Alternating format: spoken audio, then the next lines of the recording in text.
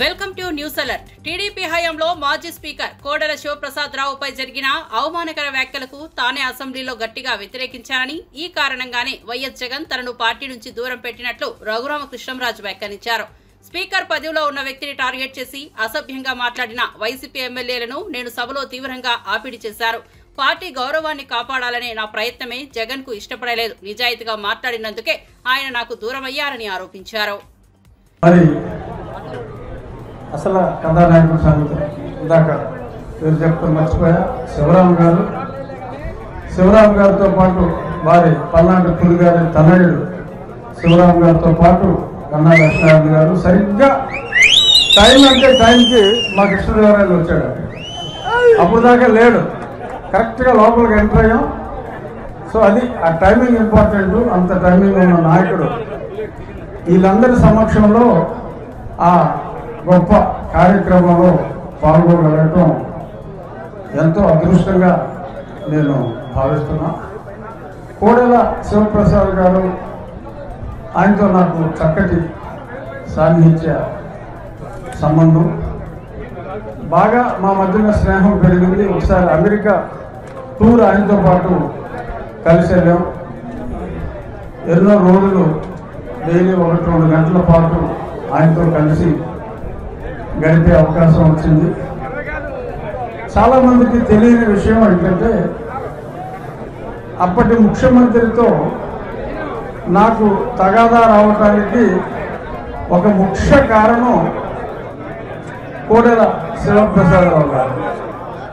వారి మీద సంస్కారహీనంగా కొద్దిమంది నాయకులు అవాకులు చవాకులు పేలుతూ ఉంటే, నేను అప్పుడు కొత్తగా ఎంపీగా ఎన్నికై అప్పుడు నేనున్న పార్టీ వాళ్ళని మందలించి, ఆయన ఎంతో ఔన్నత్యం గల వ్యక్తి, కేవలం చిల్లర రాజకీయాల కోసం ఒక మహానుభావు గురించి, ఒక మంచి వ్యక్తి గురించి చెత్త మాట్లాడవద్దు అని చెప్పి నేను ఫస్ట్లో ఎన్టీవీలో, తర్వాత ఏపీ 24 అని ఉండేటప్పుడు అందులో చాలా స్పష్టంగా మాట్లాడితే, అది మొట్టమొదటి కారణం అప్పటి ముఖ్యమంత్రికి నాకు మధ్య కొంత గ్యాప్ స్టార్ట్ అవడానికి. సరే, తర్వాత చాలా ఇన్సిడెంట్స్ జరిగినాయి.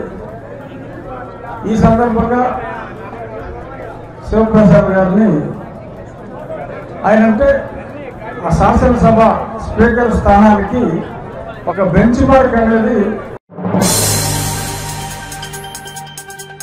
టీటీడీ గోశాలలో గోవులు మృతి చెందిన ఘటనపై మాజీ ఎమ్మెల్యే కాసు మహేష్ రెడ్డి స్పందించారు. సాటి వారిని, వేదాలను, గోవులను హింసిస్తే భగవంతుడు దుష్ట శిక్షణ చేసి శిష్ట రక్షణ చేస్తారని వ్యాఖ్యానించిన ఆయన, గోవుల మృతి జరగకుండా ప్రభుత్వం ముందస్తు చర్యలు తీసుకోవాల్సిన అవసరం ఉందన్నారు.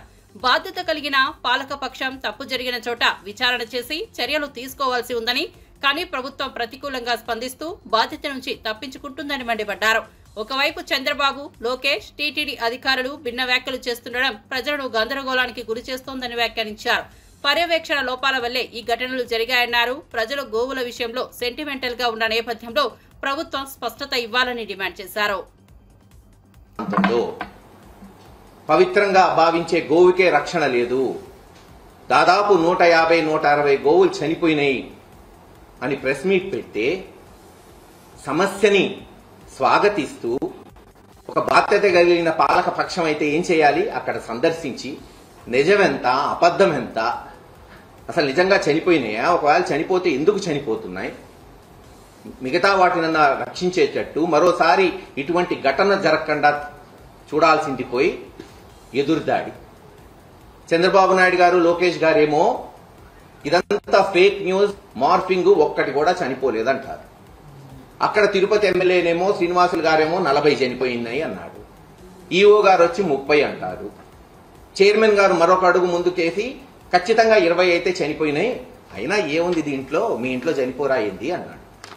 వాస్తవమే, వయసు రీత్యా పెద్దవాళ్ళై అందరిళ్లలో ఎవరో ఒకరు చనిపోతుంటారు, బాధపడుతుంటాం. ఎవరి జీవితం శాశ్వతం కాదు. ఇంకో 30-40 సంవత్సరాలు ఆ చైర్మన్ గారు ఉండరు, ఇంకో 50 సంవత్సరాలు నేను ఉండను. ఎవ్వరూ శాశ్వతం కాదు. కానీ ఆయన అన్నట్టు ఒకే ఇంట్లో 2-3 నెలల్లో పెద్దవాళ్ళు, చిన్నవాళ్ళు ఒక 5-6 చనిపోతే ఆందోళన చెందరా? మొత్తం వచ్చి ఆ ఇంట్లో కూర్చోరా? ఏం జరుగుతుందా ఇంట్లో? ఏమన్నా అంటరాని వ్యాధులు సోకాయా? దాన్ని ఎలా ఆపాలి? వేరే వాళ్ళ ఆపద పడకుండా చూడాలి, రక్షించాలా లేదా?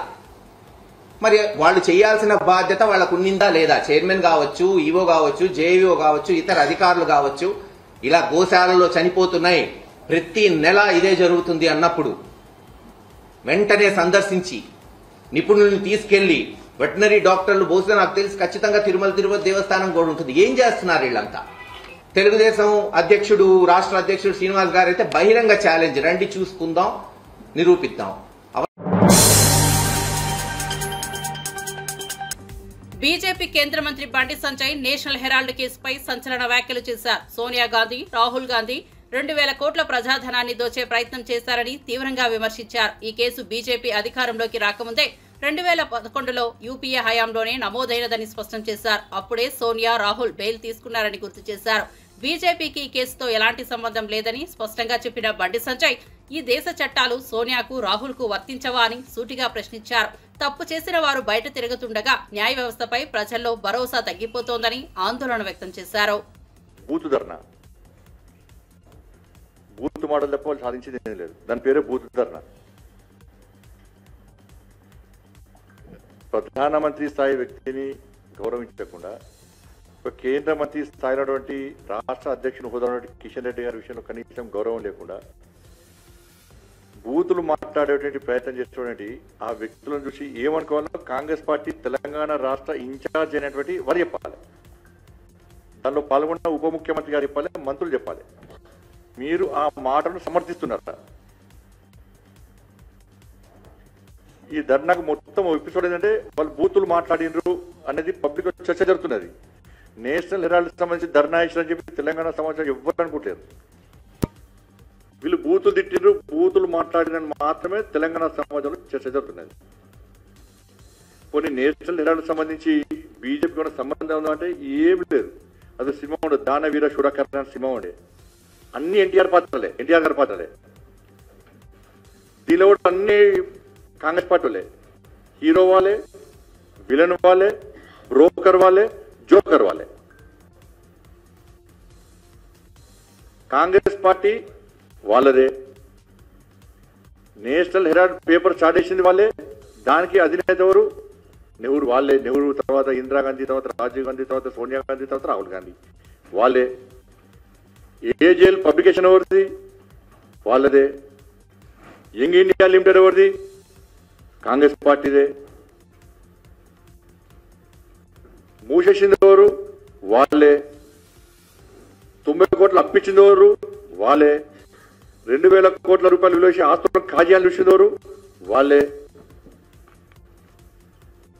కేసు బుక్ అయినప్పుడు 2012 యూపీఏ వాళ్ళ హయాంలోనే. సిబిఐ ఎంక్వైరీ ఎప్పుడు స్టార్ట్ చేసినారు? వాళ్ళ హయాంలోనే. ఈడీ విచారణ ఎప్పుడు స్టార్ట్ చేసినారు? వాళ్ళ హయాంలోనే.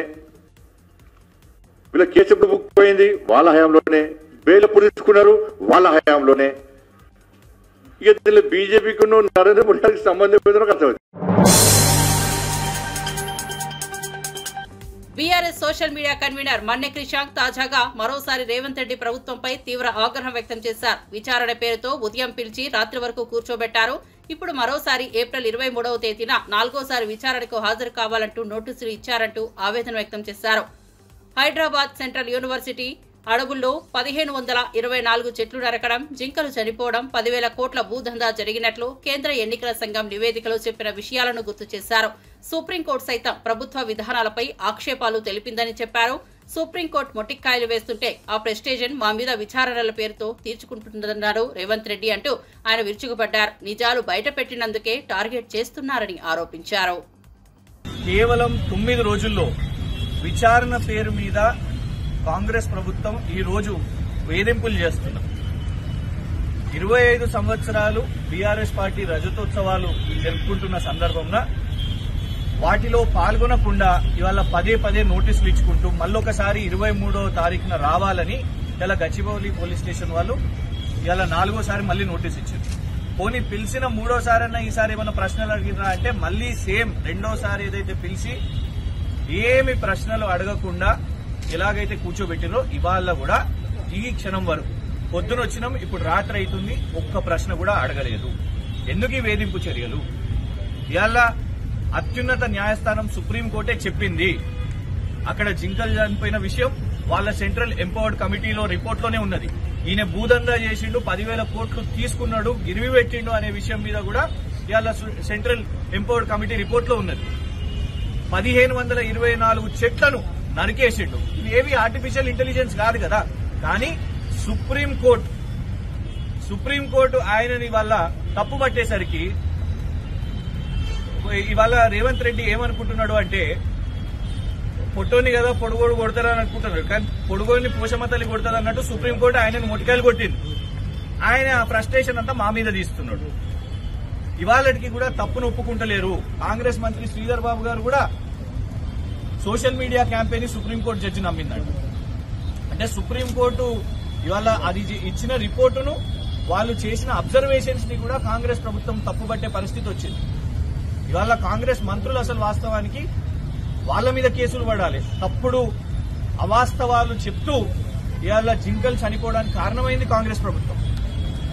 దీని విషయం మీద మా న్యాయవాదులు కూడా ఖచ్చితంగా ఈ వేధింపులు ఎందుకు చేస్తున్నారు, ఒక్క ప్రశ్న అడగకుండా కూడా పదే పదే ఎందుకు పిలుస్తున్నారు, దాని విషయం మీద ఖచ్చితంగా న్యాయ పోరాటం చేస్తాం. ఈ అనవసరమైన బెదిరింపులకు వేధింపులకు భయపడేది సమస్యనే లేదు. డెఫినెట్ గా రేవంత్ రెడ్డి గారి ప్రభుత్వాన్ని ఎదుర్కొంటూనే ఉంటాం.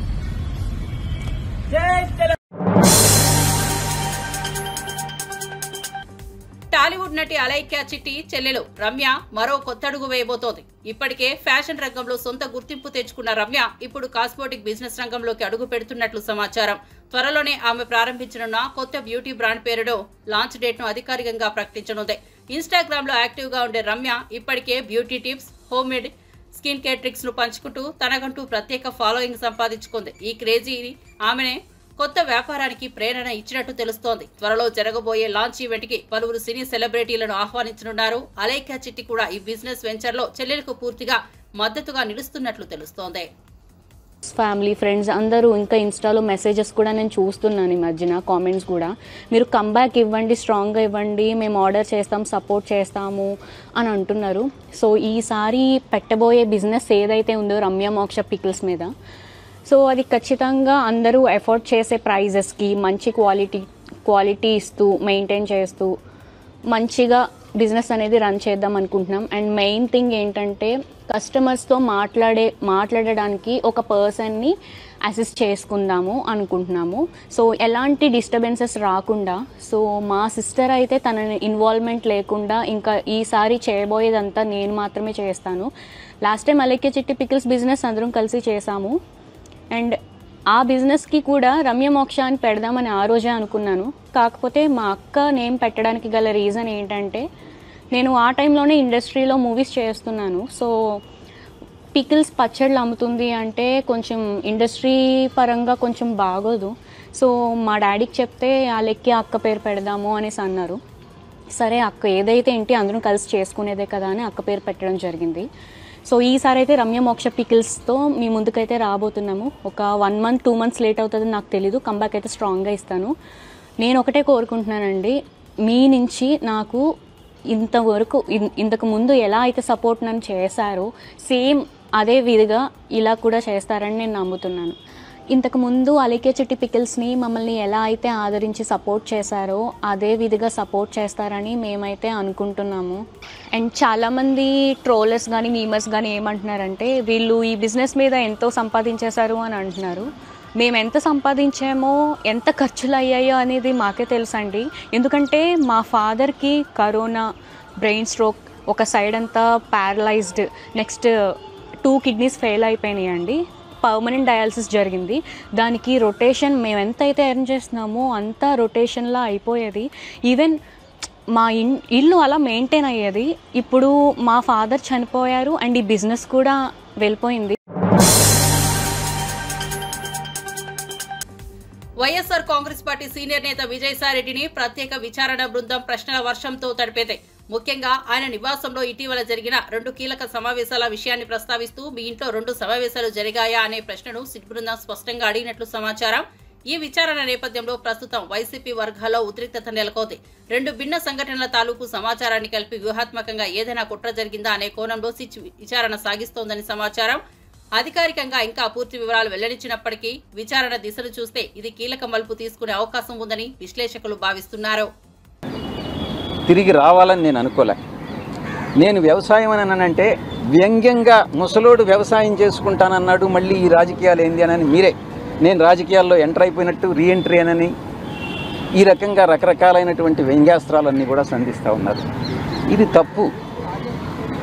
ఇప్పుడు మీరు వ్యాపార రంగంలో నేను ఏదైనా చేయొచ్చు, రాజకీయాల్లో రీఎంట్రీ కావాలి అని అంటే మీ యొక్క పర్మిషన్ కావాలన్నా నా ఇష్టం.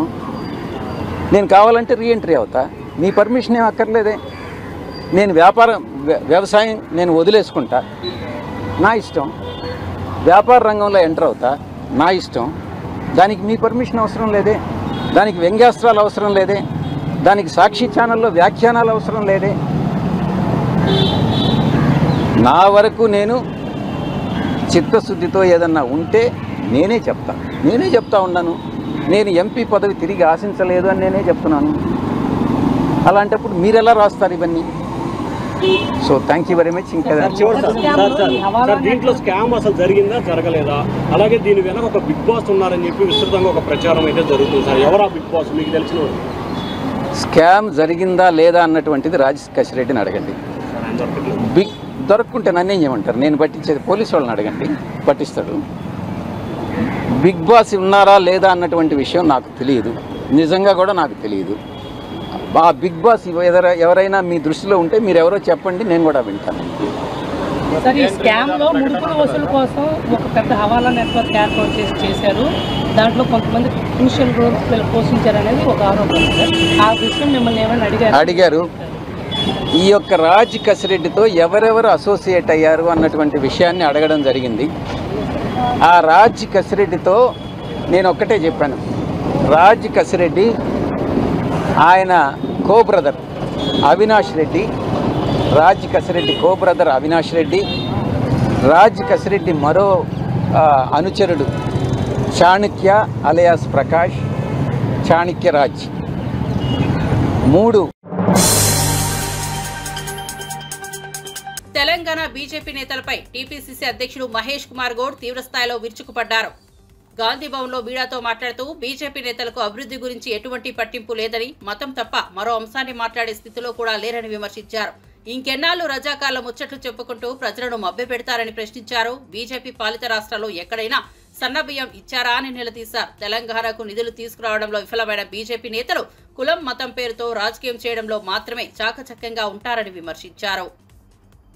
ఎందుకు మాట్లాడలే? వాళ్ళు ఎవరో పనికి మాలినోడు ఏఐ టెక్నాలజీ ద్వారా వీడియోలు పెడితే దాన్ని మీరు కేంద్ర మంత్రిగా చూసుకోకుండా, అసలు ఇది వాస్తవం ఏందో తెలుసుకోకుండా ఎట్లా మీరు దాన్ని రీలోడ్ చేశారు? తెలుసుకుని మళ్ళీ ఎట్లెందుకు దాన్ని డిలీట్ చేసినారు? రాజకీయాలు చేయండి, సద్విమర్శలు చేయండి, మేము ఓర్చుకుంటాం. రొద్దును లేస్తే కులం మతం ఎన్నేళ్ళు నడుపుతారు? ఈ దేశాన్ని ఇంకెంత నాశనం చేస్తారు? ఒక్క రోజన రాష్ట్ర ముఖ్యమంత్రి గారిని పిలిచి, ఎంపీల్ని పిలిచి, నీ బాధ్యత కాదా? నువ్వు కేంద్రంలో మంత్రిగా ఉన్నావు, ఎన్నికలు అయిపోయినాయి, ఈ రాష్ట్రంలో ఉన్నటువంటి కాంగ్రెస్ ఎంపీని ఇతరతర ఎంపీని పిలిచి మాట్లాడినవా? మనకు రాష్ట్రానికి రావాల్సిన వాటా ఏంది? నేను వస్తాను పద, ప్రధానమంత్రిని కలుద్దాం, ఈ ప్రాజెక్టులు పెండింగ్ ఉన్నాయి, ఇవి తీసుకొచ్చుకుందామని ఎప్పుడన్నా అన్న పాపన పోయినావా నువ్వు? కేంద్రంలో కేబినెట్ మంత్రిలో ఉండి కులం మతం తప్ప అభివృద్ధి పట్టనే పట్టదు మీకు. మీరు అనుకుంటారు ఇంకా కులం పేరుతో మతం పేరుతో మళ్ళీ రాజకీయాలు చేస్తారు. యువత ఆలోచిస్తా ఉంది, ఇలా యువత ఆలోచిస్తుంది, మాకు ఎవడు భోజనం పెడతాడు, ఎవడు అన్నం పెడతాడు, ఎవరు ఉద్యోగం ఇస్తాడు, వాడే మాకు లీడర్ అంటున్నాడు. రోజు పొద్దున్న లేస్తే కులం పేరు చెప్పి ఓటు దండుకోవాలని చూస్తే రోజులు పోయినాయి, నూకలు చెల్లిపోయినాయి. ఆ రోజులు పొద్దున్న లేస్తే యువత అడుగుతుంది, మాకు ఎక్కడ ఉద్యోగాలు వస్తాయి, మా జీవనోపాధి ఏంటి, ఏ ప్రభుత్వం మాకు ఉపాధి చూపిస్తుంది, ఏ ప్రభుత్వం వల్ల మాకు మెరుగైనటువంటి అవకాశాలు వస్తాయి, అవి ఆలోచిస్తా ఉన్నారు యువత. ఇవాళ ఆ యువతను కూడా మీరు మతం పేరిట తప్పుదారి పట్టించే ప్రయత్నం చేస్తా ఉన్నారు. ఇది మంచి పద్ధతి కాదు. మజ్లిస్ పార్టీకి మేము తొత్తట. మజ్లిస్ పార్టీ ఏంటి, కాంగ్రెస్ జాతీయ కాంగ్రెస్ పార్టీ ఏంటి? ఇక్కడ మాట్లాడుతున్న కిషన్ రెడ్డి గారు, మీరు ఎవరికి కూడా తొత్తులుగా ఉండాల్సిన అవసరం లేదు. మాకు ఒకటిగానే వస్తాం, ఒకటిగానే గెలుస్తాం. గత ఎన్నికల్లో ఒకటిగానే వచ్చి గెలిచినాం మేము. కాంగ్రెస్ పార్టీ గత ఎన్నికల్లో గెలిచిందంటే ఒకటిగానే గెలిచాం. మీకు తెలియదా అప్పుడు ఎవరితో ఉన్నారనేది? తెలుసుకోకుండా మాట్లాడడం మంచి పద్ధతి కాదు.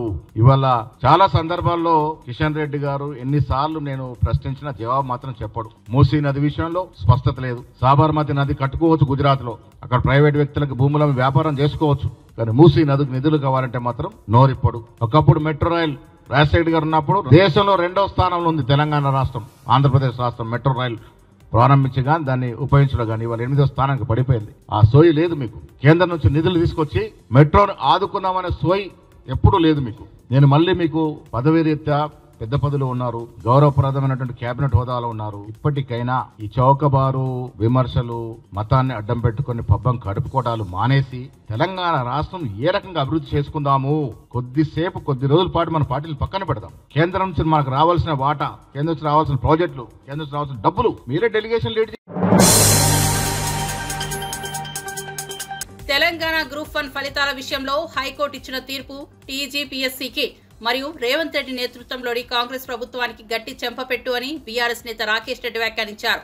పారదర్శకత లేకుండా గ్రూప్ 1 ప్రక్రియను ముందుకు తీసుకెళ్లిన టీజీపీఎస్సీ తీర్పుపై కోర్టు తగిన న్యాయం చెప్పిందని అన్నారు. నిరుద్యోగ యువతను మోసం చేసిన ఈ ప్రభుత్వం ఇప్పటికైనా బుద్ధి తెచ్చుకోవాలని, అర్హులందరికీ న్యాయం జరిగేలా చర్యలు తీసుకోవాలని డిమాండ్ చేశారు.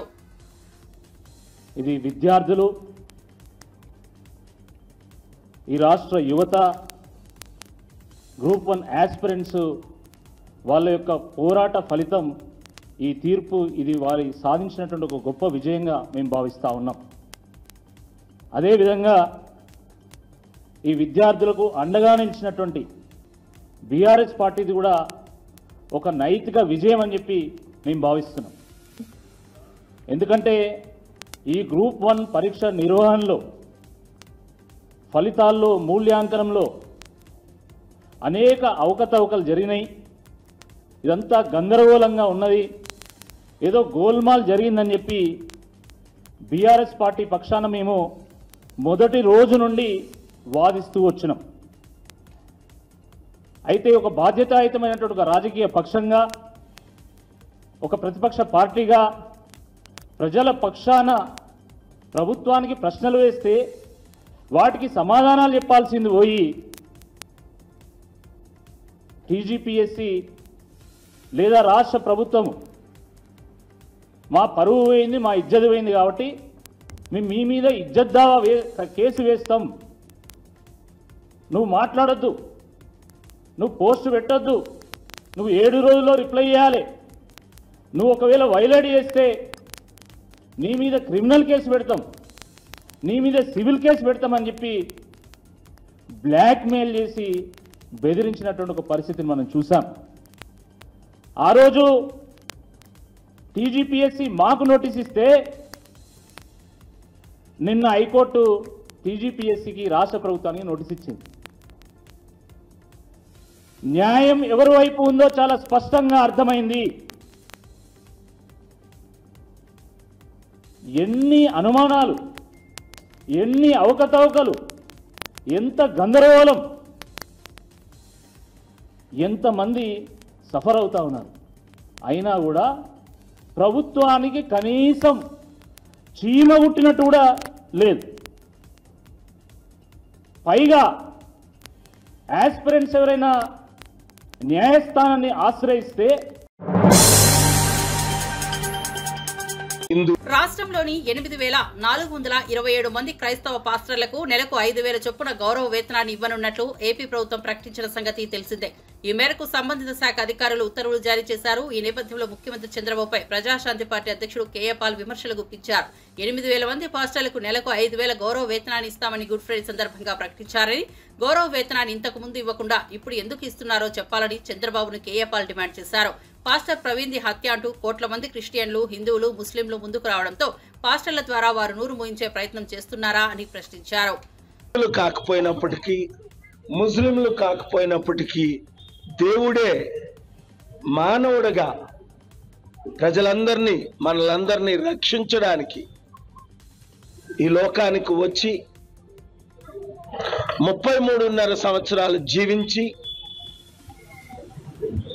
ఆయన చెప్పిన ప్రకారమే శిలువపై ఎక్కి మన అందరి కొరకు ప్రాణము పెట్టి రక్తము కార్చి చిందించి, ఇగో నేను మరలా 3 రోజుల తర్వాత లేస్తానన్నారు.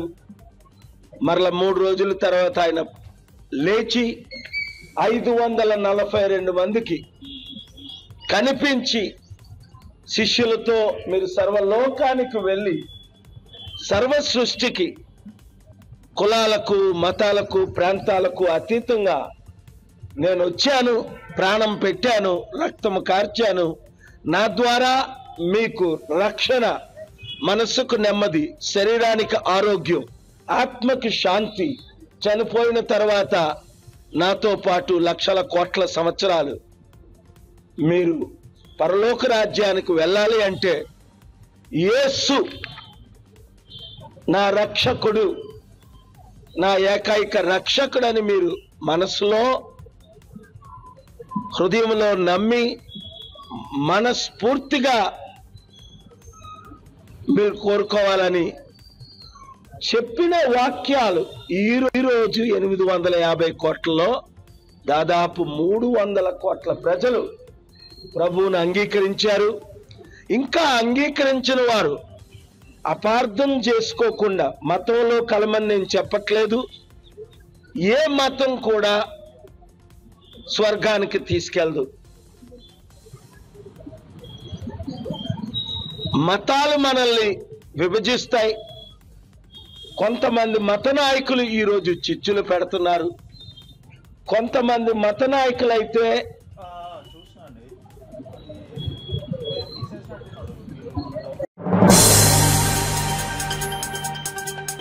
తెలంగాణ ప్రభుత్వం పేదల సంక్షేమం కోసం కట్టుబడిగా పనిచేస్తోందని, తాము అధికారంలోకి వచ్చిన నాటి నుంచి అనేక పథకాలు పేదల జీవితాల్లో వెలుగులు నింపేలా అమలు చేస్తున్నామని మంత్రి సీతక్క అన్నారు. ములుగు జిల్లా వెంకటాపూర్లో నిర్వహించిన భూభారతి రెవెన్యూ సదస్సులో మంత్రి మాట్లాడారు. పేదలకు సన్నబియ్యం పంపిణీ చేయడం లాంటి కార్యక్రమాలపై బీఆర్ఎస్ నేతలు అసహనం వ్యక్తం చేస్తున్నారని విమర్శించారు. గత ప్రభుత్వ హయాంలో ధరణి వ్యవస్థ ద్వారా పేదలకు అన్యాయం జరిగిందని, ఇప్పుడు అర్హులకే భూమి చెల్లించే ఉద్దేశంతో భూభారతి చట్టం తీసుకొచ్చామన్నారు. గతంలో వీఆర్ఓలను దుర్వినియోగం చేసి చివరకు వారిని దొంగలుగా ముద్ర వేసిన పరిస్థితి నుంచి బయటపడేందుకు భూ సమస్యలకు శాశ్వత పరిష్కారం కోసం భూభారతి చట్టం ఉపయోగపడుతుందని తెలిపారు. ఎవరికైతే చెందుతుందో భూమి వారికే చెందాలన్నటువంటి ఒక చిత్తశుద్ధితో మన ముఖ్యమంత్రి గారు, సీఎం రేవంత్ రెడ్డి గారు, పెద్దలు గౌరవనీయులు, మన ఇన్ఛార్జ్ మంత్రి, రెవెన్యూ శాఖ మంత్రి, మనకు పెద్ద ఎత్తున ఇండ్లు ఇస్తున్నటువంటి మంత్రి మా సోదరుడు పొంగులేటి సీనన్న గారు ఈ యొక్క మరి భూభారతిని మన రాష్ట్రంలో 4 ప్రాంతాలు సెలెక్ట్ చేస్తే 4 మండలాలు సెలెక్షన్ చేస్తే 4 ములుగు జిల్లాలోనే వెంకటాపూర్ మండలాన్ని పైలట్ ప్రాజెక్టుగా సెలెక్ట్ చేసినందుకు వారికి ప్రత్యేకంగా ధన్యవాదాలు తెలియజేస్తా ఉన్నాను. భూమి అనేది మరి ఒక ఆదాయం, ఒక ఆత్మగౌరవం, ఒక బలం. భూమి ఉంటే మన దగ్గర ఎవరైనా అప్పిస్తారు. భూమి ఉంటే మనం పంట ఎంతైనా తీసుకోవచ్చు. ఇవాళ ఆ పంట వస్తుంటే మరి రైతుకు 500 బోనస్ ఇస్తున్నాం. అదే బోనస్ ద్వారా కొన్న వడ్లను ఇవాళ బియ్యం పట్టించి పేదింటి బిడ్డలు ఒక్కరి పేరు మీద 6 కిలోలు ఇస్తే మినిమం ఒక్క మనిషికి 300 రూపాయలు సన్న బియ్యం మీరు బయట పెట్టి కొనుక్కుంటే ఈ రోజు ఫ్రీగా మన ప్రభుత్వం ఇస్తుంది. ఇట్లా భూమి అనేక రకాలుగా మనకొక మరి ధైర్యం. కాబట్టి ఈ ధైర్యాన్ని ధరణి పేరుతో గత 10 సంవత్సరాలలో దగా చేయడం జరిగింది. ఇందాక ఒక రైతు చెప్పిండు, నా భూమి ఉండే ఆయన చేతిలో నేను చూసిన మరి వైఎస్ఆర్ గారి గవర్నమెంట్ లో ఇచ్చిన పట్టా కూడా కనబడుతుంది. తర్వాత గత ప్రభుత్వం ఇచ్చిన పట్టా ఉంది. తర్వాత దాన్ని నెంబర్ రద్దు చేసి ఇంకోరు పేరు ఎక్కిచ్చేసిరాడు. అంటే గతంలో పట్టా ఆయనదే ఉంది, మధ్యలో కూడా పట్టా ఇచ్చిరు, మోకా మీద కూడా ఆయనే ఉన్నాడు. కానీ మరి ఇన్ఫ్లుయెన్స్ చేసేటటువంటి వాళ్ళు, మరి అవకాశం ఉన్నటువంటి వాళ్ళు, అధికారం ఆ రోజు ఉన్నటువంటి వాళ్ళు కొంతమంది మరి అధికారులను బెదిరించో లేదో లోబర్చుకోనో వాళ్ళ పేర్లు తీసేసినటువంటి పరిస్థితి. వాటన్నింటినీ చెక్ పెట్టాలనే ఉద్దేశంతో ఈ రోజు భూభారతి చట్టాన్ని తీసుకొచ్చి ఎవరైతే అర్హత ఉందో, ఎవరికైతే చెందుతుందో వాళ్ళకే ఈ భూమి దక్కాలనేటువంటి లక్ష్యంతో కొత్త చట్టానికి. హైదరాబాద్ లోని పలు ప్రాంతాల్లో జోరు వాన కురిసింది. ఎస్ఆర్ నగర్, బోరబండ, జూబ్లీహిల్స్, కోటి, నాంపల్లి, హిమాయత్ నగర్, కార్వాన్, కొత్బుల్లాపూర్, వనస్థలిపురం తదితర ప్రాంతాల్లో ఈదురుగాలులతో కూడిన వర్షం కురిసింది. వర్షం కారణంగా పలు చోట్ల విద్యుత్ సరఫరాకు అంతరాయం ఏర్పడింది. చాలా చోట్ల రోడ్లపై నీరు నిలిచిపోవడంతో వాహనదారులు తీవ్ర ఇబ్బందులు పడుతున్నారు. కొన్ని చోట్ల ట్రాఫిక్ స్తంభించింది.